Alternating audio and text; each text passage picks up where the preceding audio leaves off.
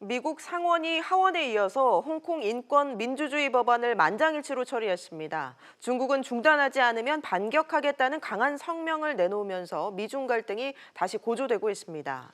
한편 미국 연방준비제도가 공개한 연방공개시장위원회 10월 의사록에 따르면 대부분의 위원들이 당분간 기준금리를 동결하고 경기 흐름을 관망해야 한다는 폭넓은 공감대가 이루어진 것으로 나타났습니다.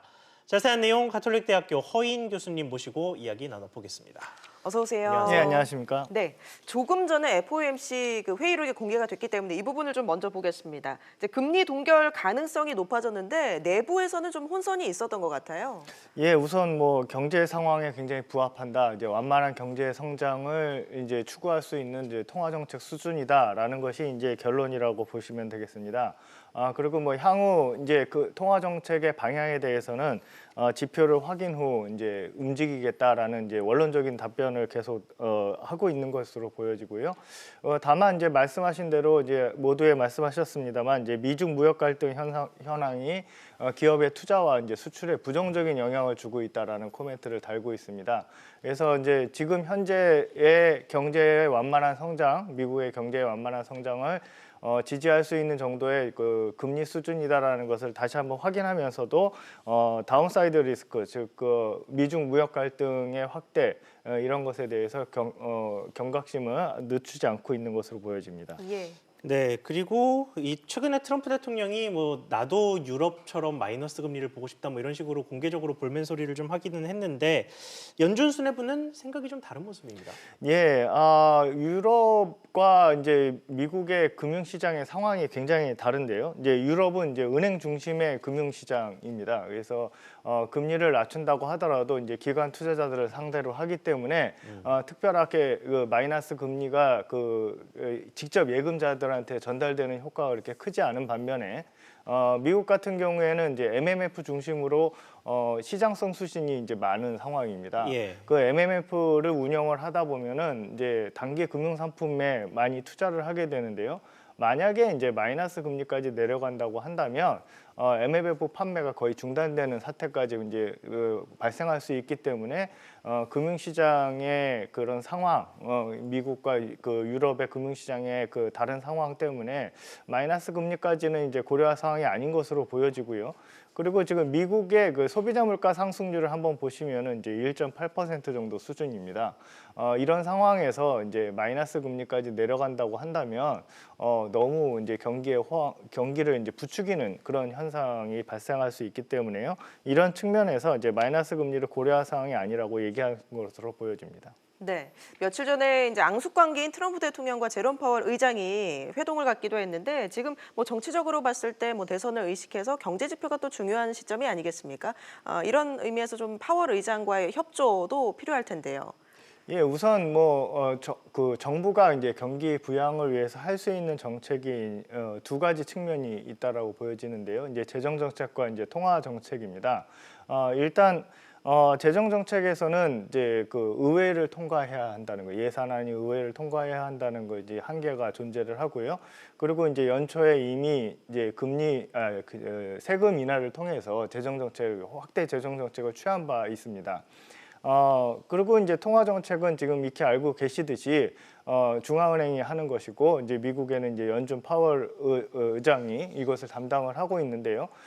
중앙은행과 정부 사이에서의 그 정책은 이제 서로 간섭을 하지 않는 것이 이제 원칙입니다. 예. 그 이유는 재정 정책을 통해서 이제 재정 확대를 할 때 발권력을 동원한다고 그런다면 이제 중앙은행이 이제 통화 확대를 통해서 발권력을 동원한다고 그런다면 통화의 어떤 그 신뢰도 이런 것들이 이제 떨어지기 때문에 하이퍼 인플레이션과 같은 굉장히 큰 부작용이 나올 수 있기 때문입니다. 그렇기 때문에 이제 그 1940년대 이후로 통화 정책과 재정 정책을 이제 굉장히 분리시켜 놓은 것인데요. 이런 것들에 따라 이런 것이 이제 기본 원리이긴 합니다만 그 통화 정책과 재정 정책은 서로 이제 그 경기 판단을 통해서 경기 판단이 같다고 한다면 조화를 이루어야 경기 부양에 힘을 갖기 때문에 이러한 협조는 이제 사실 필요한 것이죠. 그러나 이제 이것이 그 정치적 목적으로 이용이 된다고 그런다면 앞서 말씀드린 것과 같이 경기 부양 목적이 이제 그 경기가 지금 하강이기 때문에 어느 정도 우리가 경기 안정을 위해서 경기 부양을 한다는 것이 아니라 우리가 이제 정치적인 목적으로 활용되는 것은 이제 바람직하지 않다라고 볼 수 있겠습니다. 네, 이제 다음 FOMC 쪽으로 이야기를 좀 넘어가 보겠습니다. 12월에 이제 그 FOMC가 열릴 텐데 금리 동결 전망을 일단은 10월 의사록에서는 분명히 하고 있습니다. 네, 그렇습니다.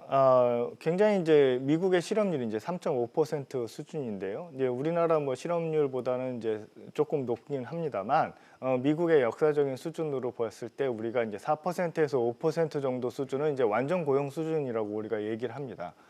그런데 이제 3.5% 수준이기 때문에 경기가 굉장히 호황 국면에 있을 때 나타나는 실업률이라고 볼 수 있겠습니다. 그래서 굉장히 낮은 실업률을 이제 보여주고 있고요. 그리고 지금 이제 아까 모두에 말씀드렸습니다만 미국의 소비자 물가 상승률 1.8% 수준이고 지금 미 연준의 금리 목표가 이제 1.75%입니다. 그러면 이제 실질 금리 같은 경우에는 이제 0% 수준에 뭐 머무르고 있기 때문에요. 실질 금리로만 보신다면 다분히 이제 다운사이드 리스크, 즉 그 미중 무역 갈등이 고조됐을 때 발생할 수 있는 투자와 수출의 부진을 대응할 수 있는 정도의 수준으로 내려와 있다라고 볼 수 있겠고요. 통화 정책 같은 경우에는 한번 금리를 인하했다고 해서 이게 이제 효과가 바로 나타나는 것이 아니기 때문에 예. 우리가 기존에 이제 3번 금리 인하를 했던 것에 효과를 기다려보는 것이 이제 맞는 방향으로 보여집니다. 그래서 이제 추가적으로 이제 부정적인 사인과 뭐 아니면은 이제 전망치가 바뀔 만한 그런 상황 변화가 발생하지 않는다면 금리 동결이 예상되는 것으로 볼 수 있겠습니다. 예, 미국의 금리 결정에 앞서서 이달 29일에 한국은행 금통위가 예정이 돼 있습니다. 이거 어떻게 전망하시나요? 예, 일단 이제 우리나라 금통위에서 이제 금리 결정을 할 때 한 4가지 측면을 살펴보고 싶습니다. 이제 예. 첫 번째는 이제 우리나라 소비자 물가인데요. 한은의 그 통화 정책의 목표는 이제 금융 안정과 물가 안정이 이제 네. 목표입니다. 그 중에서 이제 물가 안정이 가장 큰 목표인데 익히 아시다시피 이제 좋지가 사상 않죠. 처음으로 이제 마이너스 이제 디플레이션을 기록하고 있습니다. 물론 뭐 기대 인플레이션이 1.75%, 1.7% 정도 수준이기 때문에 하는 쪽에서는 이제 디플레이션이라고 볼 수 없다라고 얘기하고 있습니다만 어떻게 됐든 이제 헤드라인 지수는 이제 마이너스를 기록을 하고 있는 상황이고요. 이것으로 볼 때는 이제 금리 인하 가능성이 계속 이제 추가적으로 인하해야 할 가능성이 있고요. 예. 그리고 성장 측면인데요. 두 번째는 이제 그 GDP 성장률을 보시면은 굉장히 큰 폭으로 둔화되고 있고 2%를 이제 달성하기 굉장히 어려운 상황이 아닌가라고 판단을 할 수 있는 정도 수준입니다. 네.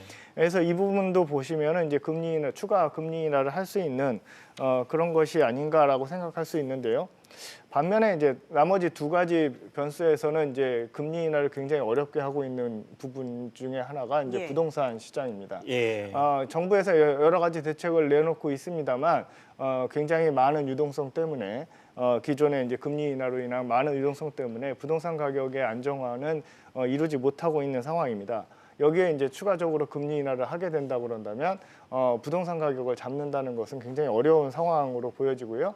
그리고 또 다시 중요한 것은 이제 마지막으로 중요한 것은 이제 자본 흐름이라고 볼 수 있겠습니다. 네. 주식 시장에서는 뭐 외국인 투자 자금이 이제 어느 정도 뭐 균형 수준이거나 조금 빠져나오거나 그런 모습을 계속 보여왔습니다만 올해 들어서 내내 그 채권 시장에서는 순자금 유입이 계속 일어났었는데요. 최근에 통계를 보시면은 굉장히 균형 수준으로 돌아오거나 아니면은 이제 만기가 도래한 채권 자금을 이제 다시 이제 투자하지 않는 그런 모습을 보여주고 있습니다. 그러니까 채권 시장에서 이 자금 유출이 서서히 발생하지 않는 것인가라고 의심을 해볼 수 있는데요. 이것은 이제 장기간 우리나라 금리와 미국 금리와의 격차가 미국 금리가 높은 상황이죠. 그런 상황이 이제 계속되었기 때문에 부작용으로 발생할 수 있는 것이 아닌가라고 볼 수 있겠습니다. 그래서 추가적인 금리 인하를 좀 막는 요인이 한 2가지 정도 있을 것 같습니다. 알겠습니다. 오늘 말씀 여기까지 듣죠. 가톨릭대 경제학과 허인 교수와 함께했습니다. 고맙습니다. 네, 감사합니다.